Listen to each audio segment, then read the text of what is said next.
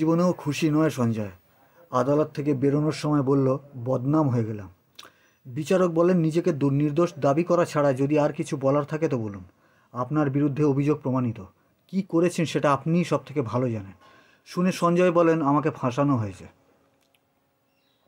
গোটা দেশ যখন ফাঁসির দাবিতে সোচ্চার ছিল, তখন আরজিকর মেডিকেলের তরুণী চিকিৎসকের ধর্ষক ও খুনি সঞ্জয় রায়কে আমৃত্যু কারাদণ্ডের সাজা শুনিয়েছেন শিয়ালদা আদালতের বিচারক। এ যাত্রায় বাপের দেওয়া প্রাণটা রক্ষা পেলেও খুশি নয় সাসপেন্ড এই সিভিক ভলেন্টিয়ার। সাজা ঘোষণার পর আদালত থেকে বেরোনোর সময় তার আক্ষেপ, বদনাম হয়ে গেলাম। সোমবার আরজিকর কাণ্ডের সাজা ঘোষণাকে কেন্দ্র করে শিয়ালদা আদালতে টানটান উত্তেজনা ছিল। তারই মধ্যে বেলা 11টা নাগাদ আদালতে পৌঁছায় সঞ্জয়। বেলা 12:30টায় 210 নম্বর ঘরে শুরু হয় সাজা ঘোষণার প্রক্রিয়া। বিচারক অনির্বাণ দাস সঞ্জয়ের বক্তব্য শুনতে চান। আদালতে সঞ্জয় ফের নিজেকে নির্দোষ দাবি করেন। বিচারক বলেন, নিজেকে নির্দোষ দাবি করা ছাড়া যদি আর কিছু বলার থাকে তো বলুন।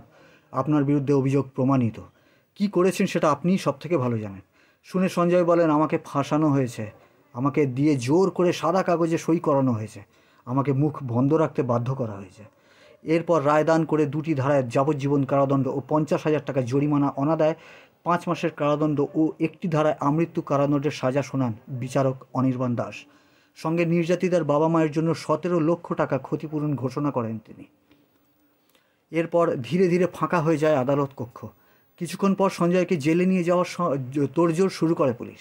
সঞ্জয়কে জেল লকআপ থেকে বার করে তোলা হয় পুলিশের গাড়িতে। তখন সঞ্জয়কে বিড় বিড় করে বলতে শোনা যায়, বদনাম হয়ে গেলাম।